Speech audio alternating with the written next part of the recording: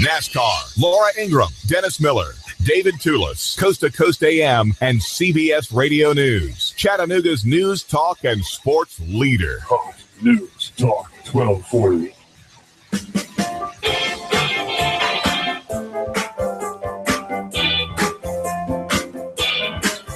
I'm being introduced to more and more reasons not to buy American cars. It's just going by some of these news stories have been popping up. One of them is this Honda car that's actually managed to set a Guinness Book of World Records, record for fuel efficiency in a European road trip, going through all of the contiguous European nations, European Union nations, I should say. It gets over actually 100 miles to the gallon. It was pretty crazy. Gizmag has a story saying Honda has now claimed a new Guinness Book of World Records for the lowest fuel consumption. All 24 contiguous EU countries, although that's a bit of a mouthful, it simply means that the car maker achieved the highest fuel efficiency ever recorded while traversing all 24 adjoining EU countries. And I'm quite certain I could not pull that off with my 1998 Buick LeSabre. Probably not. I think I get around 18 miles to the gallon if I'm lucky, and that's on the highway too. So not doing too great when it comes to that. Well, this is Digital Drive. I'm your host, Russell. We're talking about technology and also quite a bit more. And you can watch us on YouTube. If you go to youtube.com and search for Hot News Talk Radio, you'll be able to find us on there. Generally speaking, you can type in Hot News Talk Radio as all one word, and it'll pop up that way. Though it sort of varies, actually. Believe it or not, YouTube is kind of a fickle thing when it comes to searching because it'll give you results based on what you've put in before. So a lot of the time I come up with, things will pop up for music videos for bands you've never heard of, whatever. I type something into YouTube. So that's just how it is, because I look up really obscure music sometimes, but that's just how it is for me. For you, it might be a little bit different. You'll probably come up with videos about American cars or something. Who knows?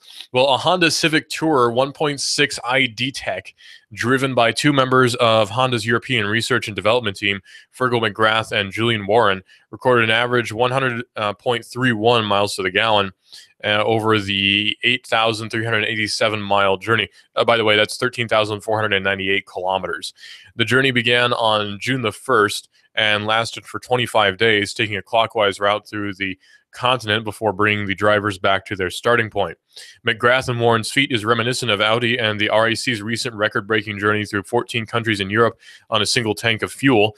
Unlike that achievement, however, the drivers refueled 9 times, averaging 932 miles before each fresh tank, which is still not bad. Almost 1,000 miles between each tank of gas is certainly nothing to sneeze at. And I have to fuel up just going up to the Tri-Cities area up in Kingsport and Johnson City and the other one. So I always have problems with fuel economy in all of my vehicles. Although fuel-efficient cars are starting to become quite popular. It seems that the 2010s are almost kind of the new 70s when it comes to fuel-efficient cars, because if you remember, and I don't because I'm too young, but in the 1970s there was sort of a boom of fuel-efficient cars. I'll just knock everything over. Of fuel-efficient cars. And so the fuel-efficient cars started to become very popular, and that's when you started to see the Japanese imports, and that's when you started to see the Fiats and the Yugo even Heaven Help You if you got one of those. You started to see some of those vehicles. Of course, the Yugo was more late 80s than anything, but you did start to see some of those vehicles coming in, and fuel efficiency was something that people actually cared about. Because in the 60s, it was just, gas was so cheap, nobody cared. And then in the 70s, you had the oil crisis, thanks to the Suez crisis and all the ridiculous wars that we got involved in with our funding and all that sort of thing. So it led to oil crises, and that's how we ended up with really expensive gas. And now it's actually even more expensive, so go figure. We're looking at gas prices that could be upwards of $5 per gallon in the next 5 years. So things are not looking too good when it comes to gas. So we're seeing a climate now where fuel-efficient cars are on the up and up when it comes to popularity. That's where we have cars like the Elio coming in. The Elio is an Italian car manufacturer, or rather it's an Italian name, I assume, but it's actually an American car manufacturer, pardon me, which is the one exception to my rule where I don't like American cars. I actually do like the Elio. I don't know why I said it was Italian. That's incorrect, but it's an American-made car that possibly may be made in an old GM plant. We don't know yet. They haven't decided on that. It's had a Kickstarter campaign that was wildly successful, and it's claiming 84 miles to the gallon. Of course, that's peak efficiency and everything, but still, that's nothing to sneeze at when most of us are getting fuel efficiency in the teens. So anything past 20 is something that I'm pretty happy about. So seeing a fuel efficiency of 84, not bad. It's kind of a funky looking car, though. It's a 3-wheeled thing, 1 wheel in the back, 2 in the front, very low down. I think it has a 0 to 60 time of 9 point something seconds. So, I mean, it's not like the fastest car in the world. It's not the coolest looking car in the world, although it does look pretty cool. But again, 84 miles to the gallon, hard to sneeze at that, especially when I'm getting 18 or 14 and numbers like that in my car. Especially, now it's funny because I see people who are driving trucks, these giant trucks. I don't know why people buy them. I can't stand trucks, but people keep buying these giant trucks, and then they complain about how expensive gas is. It's like, well, yeah, you're driving a giant truck. Of course you're going to have problems with fuel. Like, no kidding. It's going to cost you $100-something to fill up. Maybe you shouldn't have bought a giant truck. Now, there's obviously exceptions, people who need giant trucks. That kind of makes sense, contractors and that sort of thing. I mean, I even know one. But still, it seems kind of silly when people buy giant trucks just to fit in with that sort of weird, I don't know if redneck is the right word, but that weird sort of Southern culture that has become very popular, where people do things that are otherwise very unintelligent in the name of being Southern, which doesn't make any sense at all to me, and people keep doing that, and it drives me crazy. But yeah, the truck culture has picked up yet again.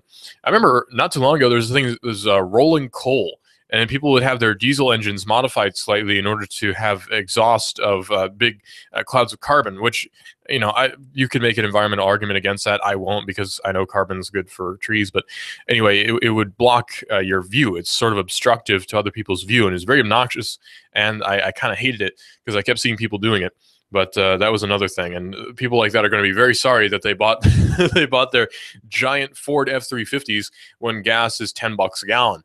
Well, Honda explains that the challenge was aimed at demonstrating the real-world fuel economy of the Tourer. Under the rules of the record attempt, the car had to be a standard model in every respect, and fueling was carried out at regular filling stations.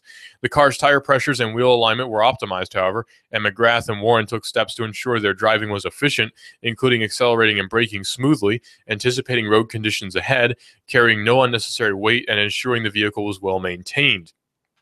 But these are all things which could be obtained by the layman, right? By your average person who is not working for Honda. So all of these things could be potentially obtained. So super fuel efficient cars are possibly coming back in terms of popularity. Now, they haven't really gone away, right? Like, we have fuel efficient cars that we're all very happy about. I can think of quite a few off the top of my head. There's a Toyota Camry, obviously. There's a Honda Civic. There's the Honda Accord to a lesser degree. There's the Saturns. If you get a Saturn, one of the Saturn sedans from back in the day of the 90s, they were really good on gas. I drove one for a long time, and they were really good on gas. So it's fuel efficient cars are still kind of popular, but for some reason people keep wanting to buy giant trucks. I guess perhaps because they're compensating for what they lack, but who knows? Well, if you want to call in to defend your giant truck, you can do so. 423-800-8949. That's 423-800-8949. You can tell me that you want to beat me up because I hate trucks. I don't care. I could probably beat you up anyway because I'm a combat trained sort of guy. I could kick your teeth in if you dare insult my Buick LeSabre 1998.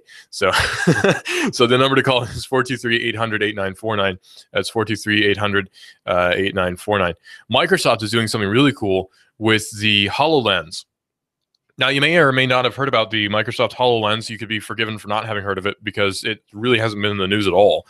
I don't know why, but it really just hasn't been in the news really at all. That's the thing. If you're interested in technology, you probably already don't watch the news. But I sort of catch myself in that sin where I keep watching the news on TV, and I don't know why I do it because I really just hate it. If you watch cable news, you realize it's just a bunch of nonsense, and it's really just crap, and half of it is not really factual anyway, and most of it is actually opinion. That's kind of the funny thing. Like, if you watch cable news today, and it probably has been this way for forever, but I'm noticing it especially now, you watch cable news, most of it is actually an opinion show. It's not just straight up reporting. It's just opinion shows. Why do I care about somebody's opinion on TV? What's to make me care about somebody's opinion on TV who's just really just spouting your normal neocon stuff that's not any different from what anyone else is saying on the political field in the mainstream? So why the heck would I watch some cable news station that is just spouting the same diatribe over and over again and telling me that it's a subversive sort of thing, when really it's not, and it's very much common thought? That's the thing. That's the trick, actually, in cable news, is to make, or any sort of news, actually, is to make people think that what you're saying is subversive and different and sort of edgy, and people will watch it and think that they themselves are subversive and cool and edgy for watching your TV news, when in actuality, they're just watching the same corporate nonsense that's being spewed by everyone else. And it's controlled opposition in that sense, in that it's not opposition at all, and you'll get people to argue for pretty much anything, even if it's what the government wants. But anyway, Microsoft is offering research grants to work with HoloLens. Microsoft is wanting researchers to figure out some impressive uses for HoloLens.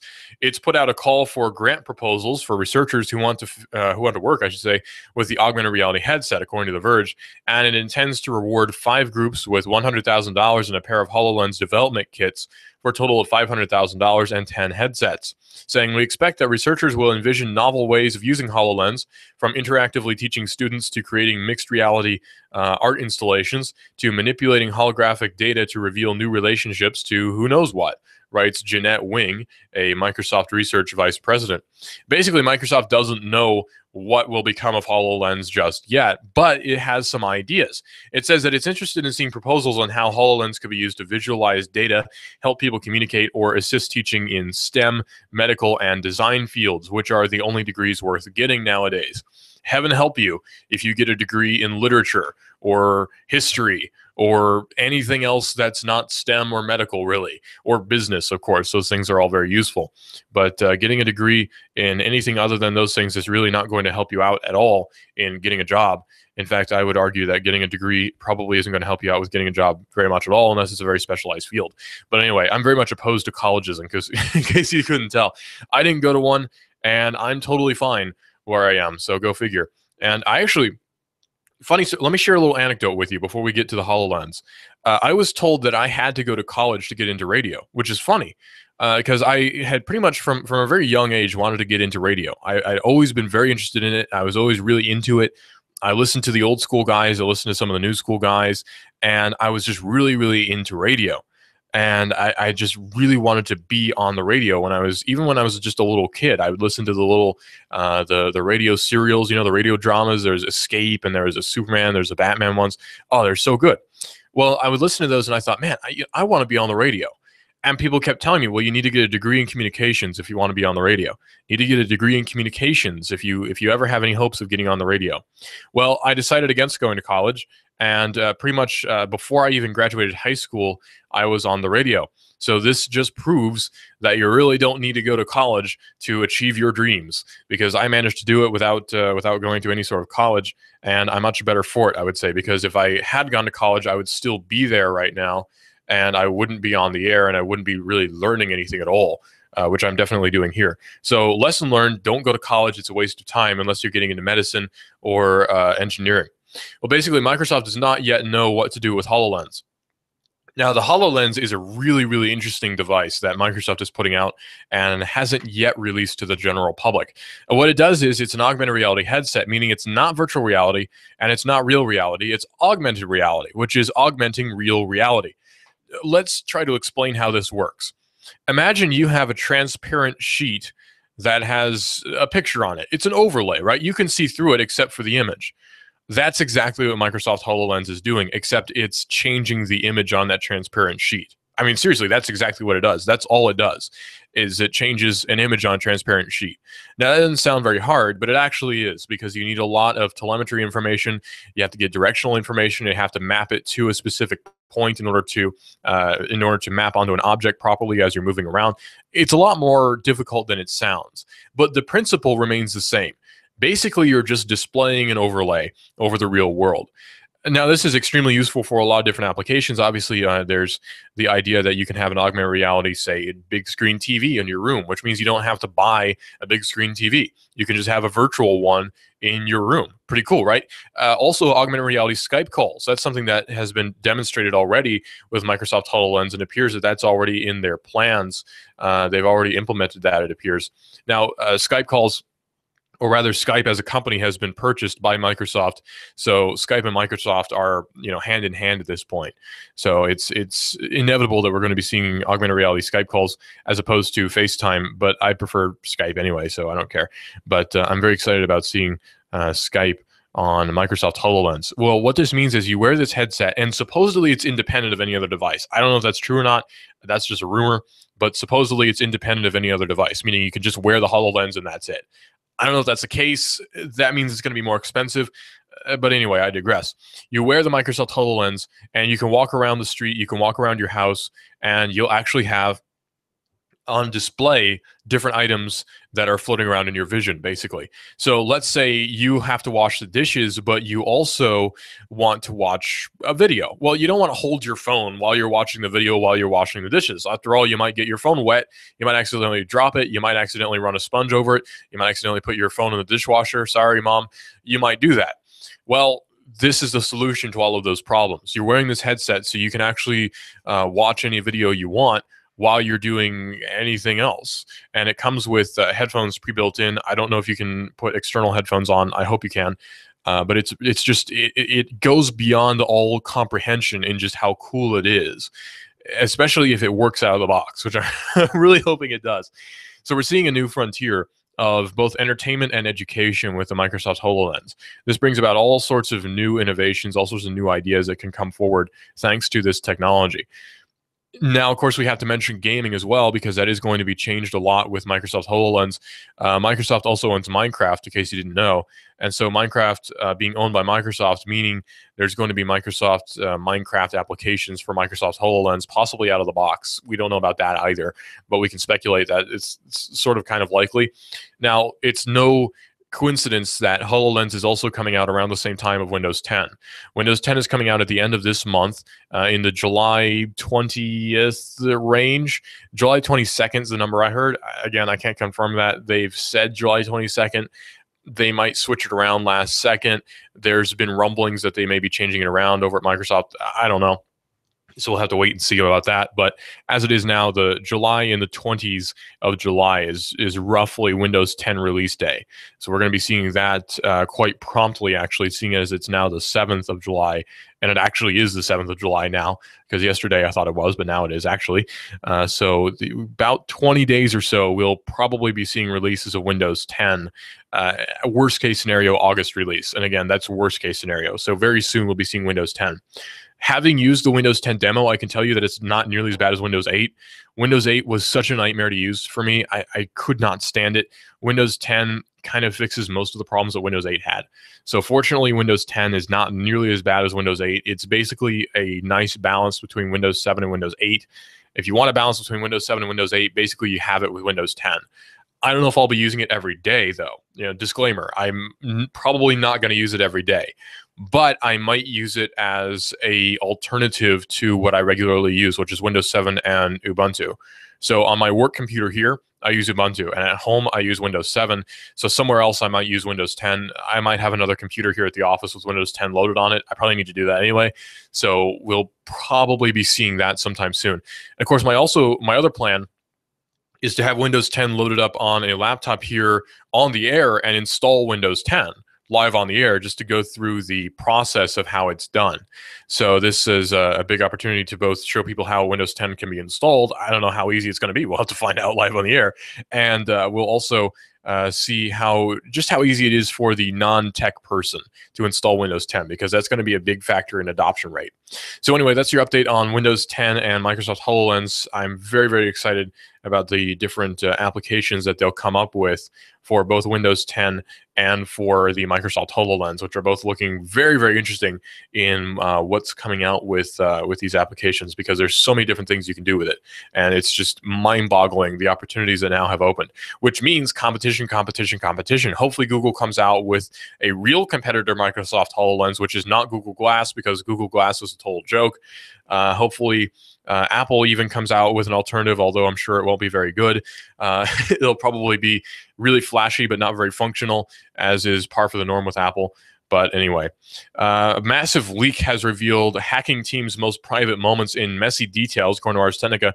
Privacy and human rights advocates are having a field day picking through a massive leak purporting to show spyware developer hacking teams' most candid moments, including documents that appear to contradict the company's carefully scripted PR campaign, saying, "Imagine this, a leak on WikiLeaks showing you explaining the evilest technology on Earth." Hacking Team CEO David Vincenzetti wrote in a June 8th email to company employees, including Walter Furlan, whose LinkedIn profile lists him as the international sales engineer of the spyware developer, saying, "You will be demonized by our dearest friends, the activists, and normal people would point their fingers at you." So a spyware manufacturer appears to have gotten their documents leaked. So very interesting. And we're going to be getting in that in just a few seconds right here on Hot News Talk Radio, AM 1240 and Digital Drive. This is AM 1240, Hot News Talk Radio. We are everywhere. Listen live to Hot News Talk Radio at hotnewstalkradio.com. Download the TuneIn Radio app and search for Hot News Talk Radio. Hot News Talk Radio is also on Twitter, where you report the world of size. This is a modern world. This is the modern world. What kind of fool do you think I am?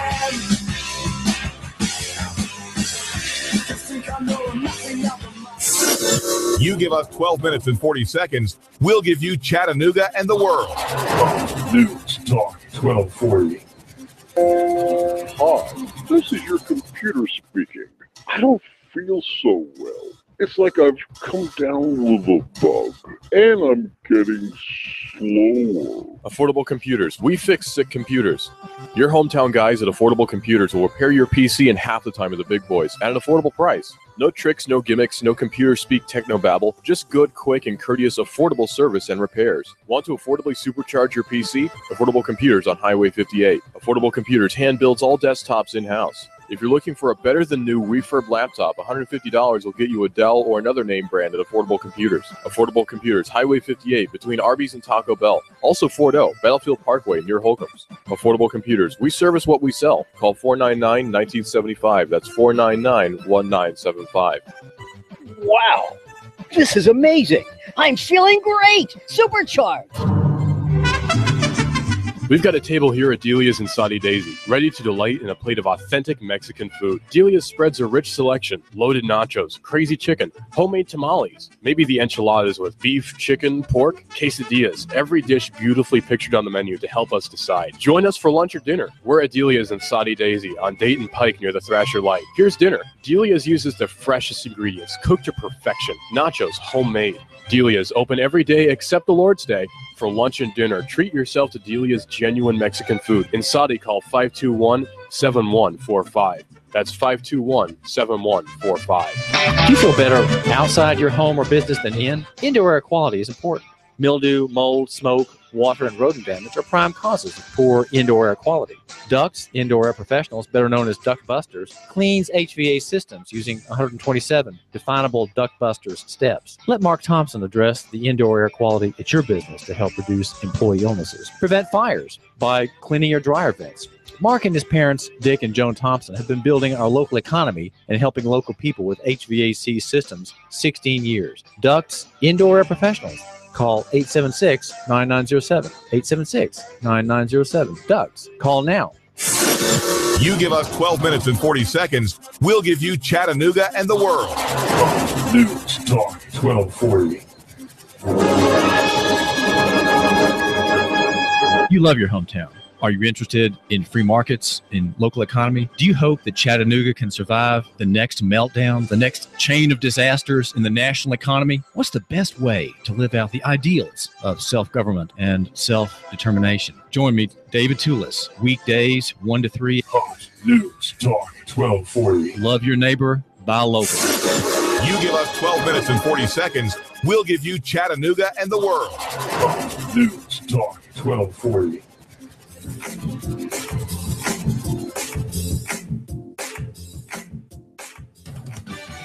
Fox News Radio, I'm Lillian Wu. The South Carolina Senate votes to remove the Confederate flag from in front of its State House. The bill now goes before the State House of Representatives, although it's unclear whether the House will approve the bill in its current form or refer it to a committee for revisions. Fox's Jonathan Sari. Governor Nikki Haley, who's expected to sign the eventual bill, called for the flag's removal in the wake of last month's fatal shooting of 9 people at an historic African-American church in Charleston. There's another reason to cheer as Team USA basks in the glow of its 5-2 World Cup victory over Japan. U.S. wins the 2015 Women's World Cup. The call on Fox Sports Sunday night when the women's soccer team smashed a record for the most viewers for any soccer game shown on English language TV in the country on a single network. And job openings stayed close to a 15-year high in May, according to the Labor Department. Fox News, we report, you decide. You give us 12 minutes and 40 seconds, we'll give you Chattanooga and the world. News Talk 1240.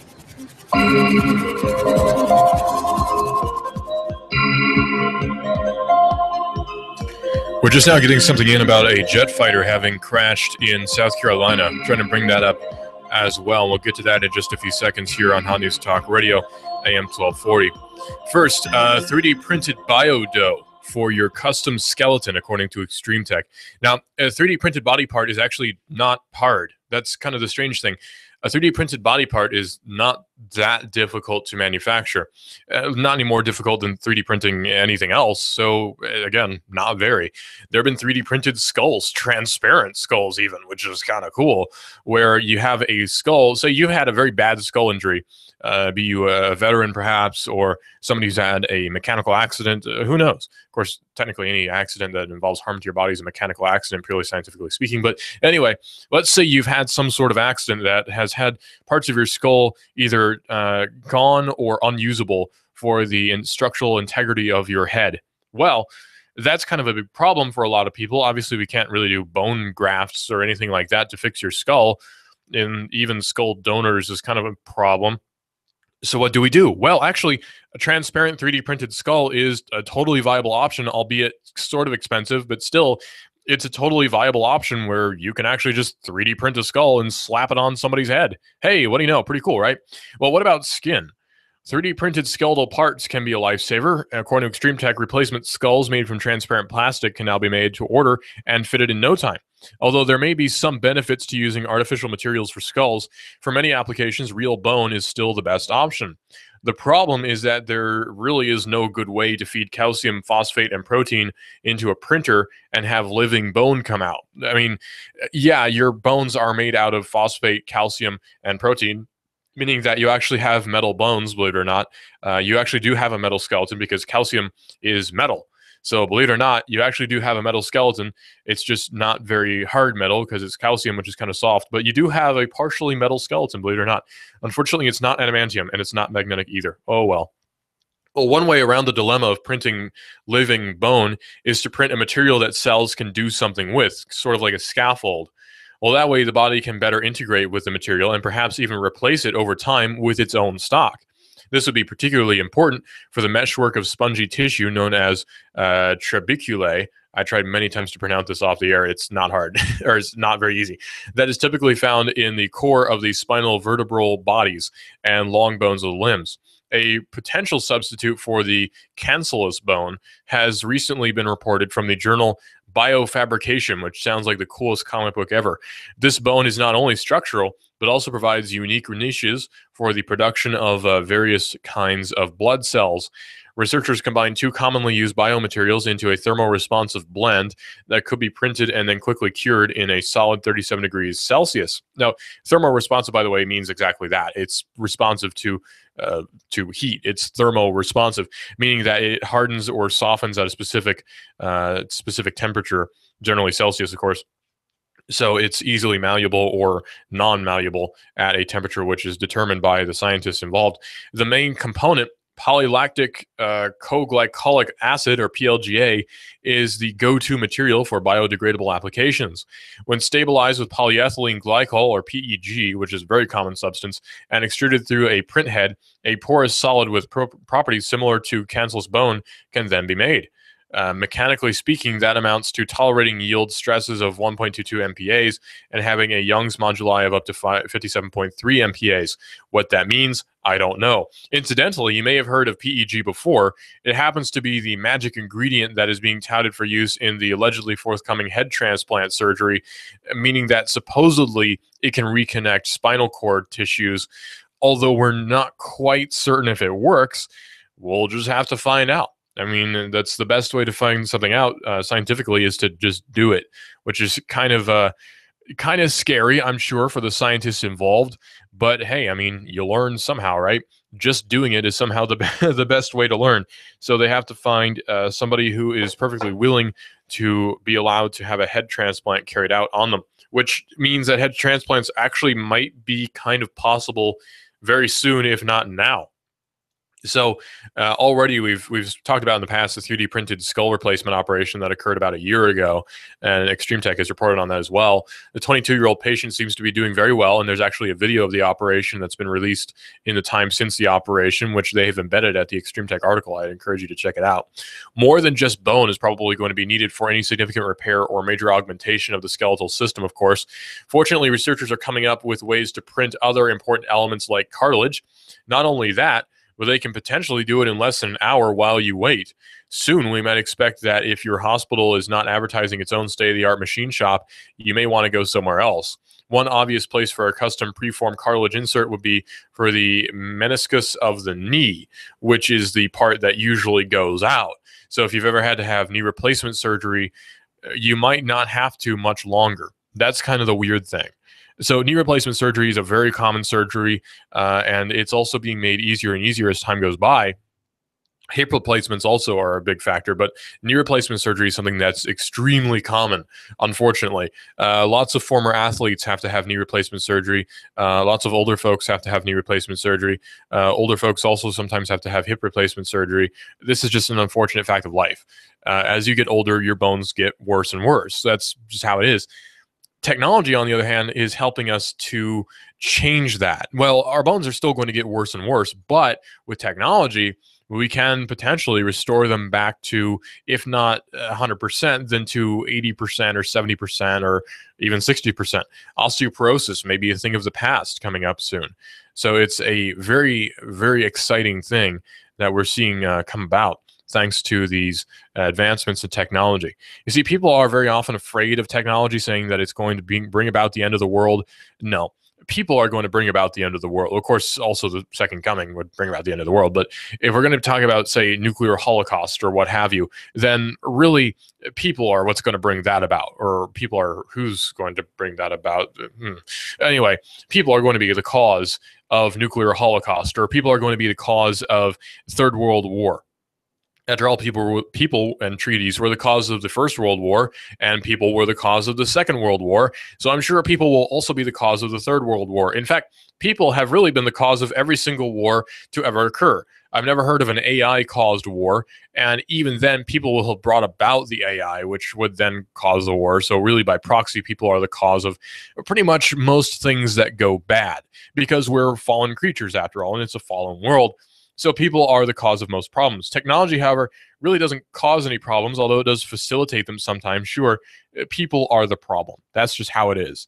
It's kind of like what Agent Smith said in The Matrix. People are a disease. They're a cancer of this planet. And technology is the cure, interestingly enough. So technology is really helping us to become better, although we have to be careful, of course, of the classic Icarus problem, where we build technologies up in order to bring ourselves higher and higher and closer to God, perhaps, and in the effort we crash and burn.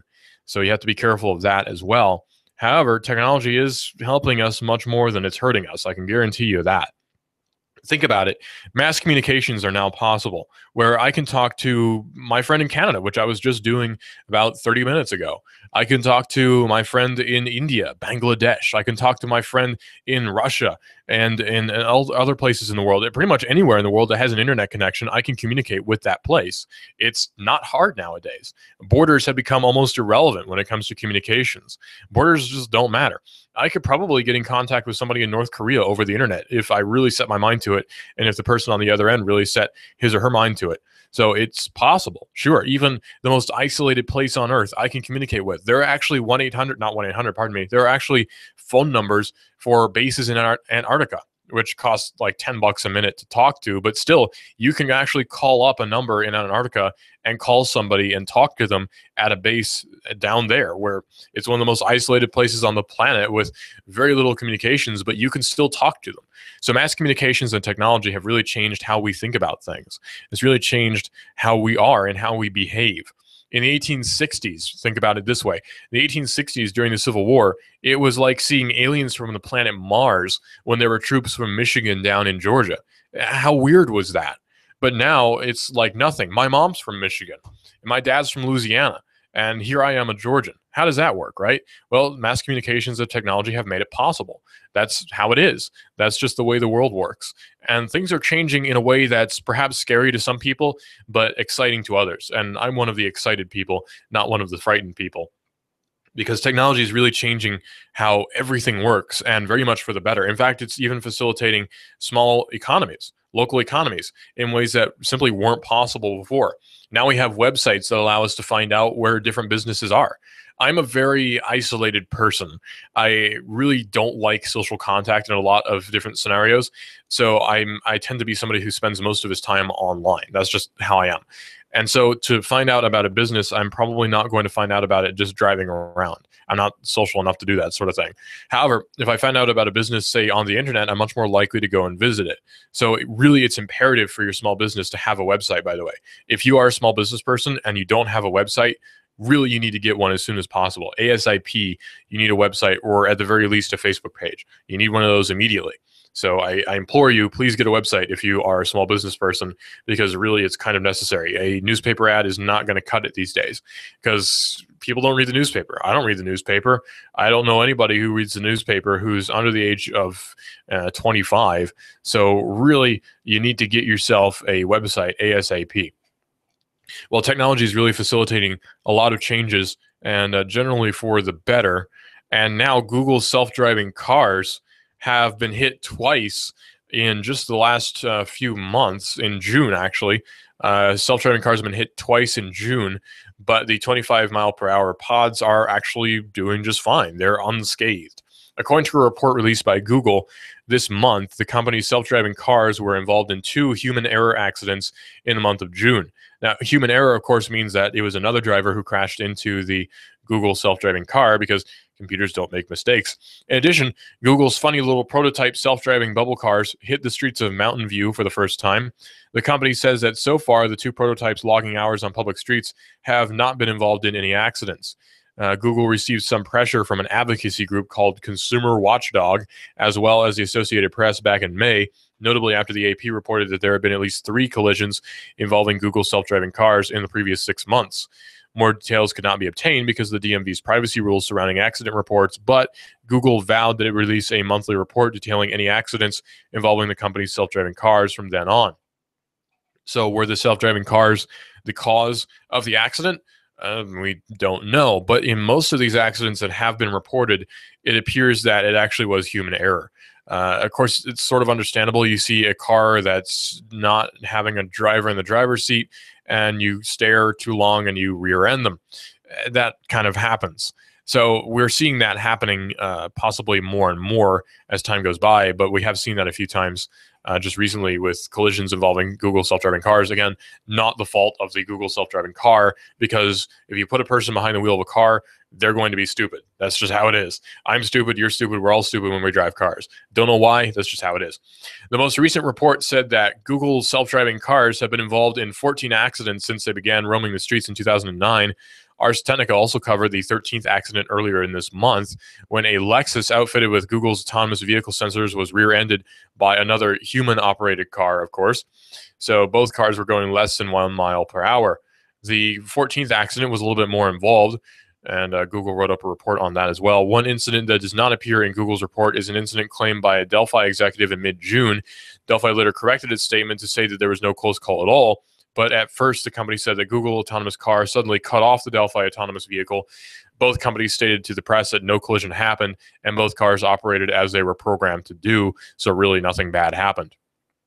Finally, the June report notes that Google put 2 of its 25 licensed prototypes in the bubble vehicles on the public roads, and cars always contain human operators during testing, but they come with a removable steering wheel.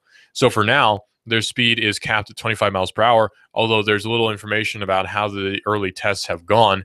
Neither of those two prototypes were involved in any accidents, according to Google. So it appears that most of the accidents, if not all of the accidents that these Google self-driving cars have been involved in, were actually caused by other people, not by these self-driving cars. Very odd, although not really surprising.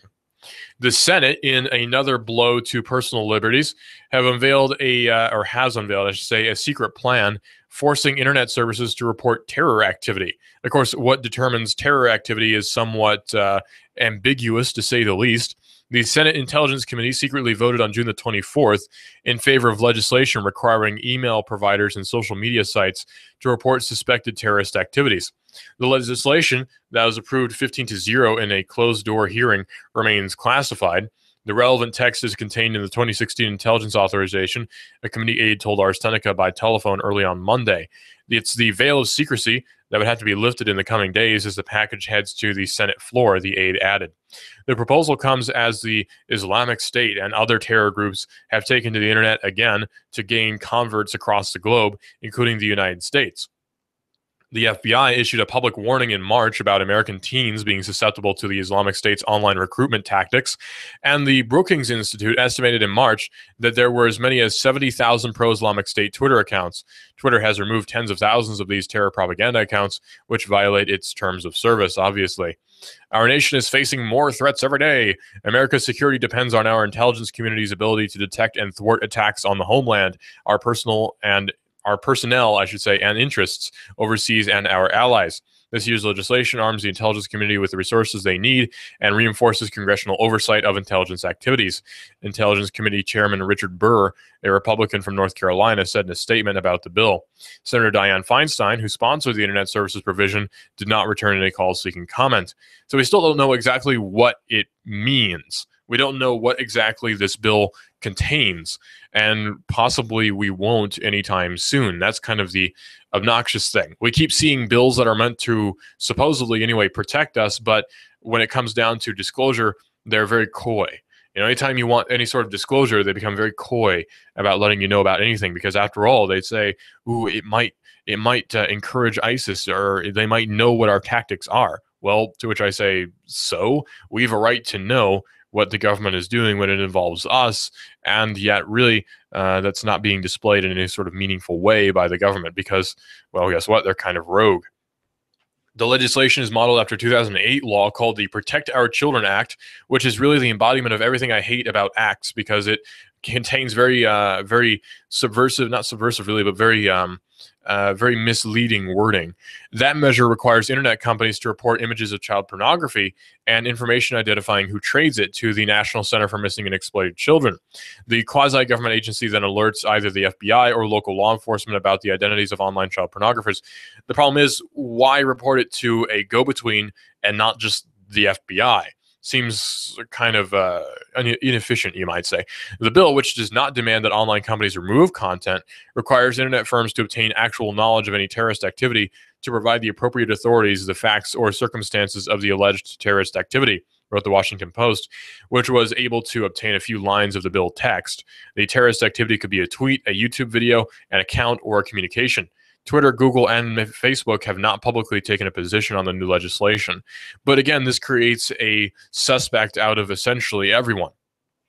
After all, what is terrorist activity anyway? I mean, yeah, we can give definitions for terrorist activity, but we don't know what the government's definition of terrorist activity is internally. Yeah, we know what it is externally, but we don't know what it is internally. After all, terrorist activity could be somebody who tweets something that's not quite in favor of status quo when it comes to governmental actions. Terrorist activity could be somebody who's homeschooled. Terrorist activity could be somebody who is perhaps a little bit militant about their views on, say, gay marriage, who disagrees with the Supreme Court's decision. I don't know. That seems a little bit out there, but it could be actually the case. There's the potential there for that to be the case. So this creates a suspect potentially out of anyone. And of course, this is all alleged. This is all potential because we don't know, because this information is not going to be released. This bill is unfortunately secret at this time. So let's try to get this straight. We have representatives who are supposed to represent the people, who are supposed to vote on bills which affect the people, and yet we can't actually know what the bills contain because national security. You can get away with literal murder as long as it's for purposes of national security. You can blow up a village full of people as long as it's for national security, and all sorts of collateral damage occurs that's somehow justified because national security. You can get away with anything so long as it's for national security. So it seems that I don't really support national security in a lot of ways, because it seems that it's very terroristic in a lot of ways, and it's really not actually securing the nation in many cases. So I'm not too fond of national security bills. I mean, look at the National Security Agency, which the entire job is to secure the homeland, but it seems to have failed many times in that job. After all, the Boston Marathon bombing occurred. The shoe bombing almost happened. The underwear bombing almost happened. All sorts of different things have occurred under the jurisdiction of the NSA and the TSA, and yet really nobody seems to blame them when these things happen for not being as perhaps as secure as they should be. It seems that these agencies are sort of a front for a broader operation of surveillance against the populace, not for actual security, because security seems to be kind of a sham. It seems to be aimed at boogeymen, which were actually created by the agencies themselves anyway. But that's a whole nother topic. That's a very, very wide-reaching topic of discussion. Google's own Waze app has launched with the Ride With carpooling app on Android now. Of course, Google is the manufacturer and programmer and developer, that's what I'm looking for, of Waze. Waze is the traffic mapping app that Google acquired back in 2013 for upwards of $1 billion, and it launched its first spin-off app in Monday. The new app, called Ride With, sees Waze and Google entering the carpooling business. The app is now live in the Google Play Store for Android devices, I should say, but it currently only works in Waze's home country of Israel. Kind of odd. And you'll need to turn on Google Translate if you visit the official site and don't read Hebrew, which I don't and won't. An announcement at Waze's official blog described the app as a carpool pilot, and it clarified that hopeful passengers will need to download and load the new app, while drivers could opt into the program directly through the Waze app. With the Ride With app, riders can enter their commute info and then wait for an alert when a route-friendly driver has been found. Users can then suss out drivers by way of profiles, prior rider reviews, and even through a chat option, meaning that basically this is, I hate to say it, but it's Uber for Google. It's Uber for carpooling, to tack on the Uber for prefix that seems to be so popular nowadays. But we're seeing more and more perhaps competitors to Uber popping up, and that's a good thing. Competition is a good thing, because competition is one of the many necessary aspects of capitalism, and I'm very much a capitalist. In fact, I might be described as an anarcho-capitalist because I'm very much opposed to states in a lot of different regards. I don't really favor them at all, because I tend to not favor any form of national government at all. I don't like them because they tend to, and in fact, most times don't really do the right thing, and certainly don't act in the interest of the public. Well, the announcement explained that the app creates a price quote based on distance and wear and tear values when someone seeks a ride, which they can edit with their own maximum value. Potential drivers can then decide whether or not they want to accept that payment and then take the passenger in question. The app handles payment with an apparent nominal Waze commission added to the price. The announcement didn't clarify an amount, and a Google spokesperson declined to answer any questions for comment about the exact figure, according to Ars Technica, saying, "We are conducting a small private beta test in Tel Aviv for a carpool concept," a Google representative told Ars Technica when asked about possibly launching Ride With somewhere else. Waze regularly experiments with new ideas in our backyard, and we have nothing specific to announce at this time. Users in the Israeli pilot program were warned that due to a smaller number of early period users, the carpooling aspect won't go live on certain routes until, quote, "we believe we can provide quality service along your route." So this means then that there's a big opportunity for local economy to come up with a competitor here in the Chattanooga area. This is Digital Drive. This is a mob world. This is the mob world. What kind of fool do you think I am? You think I know nothing about Arnie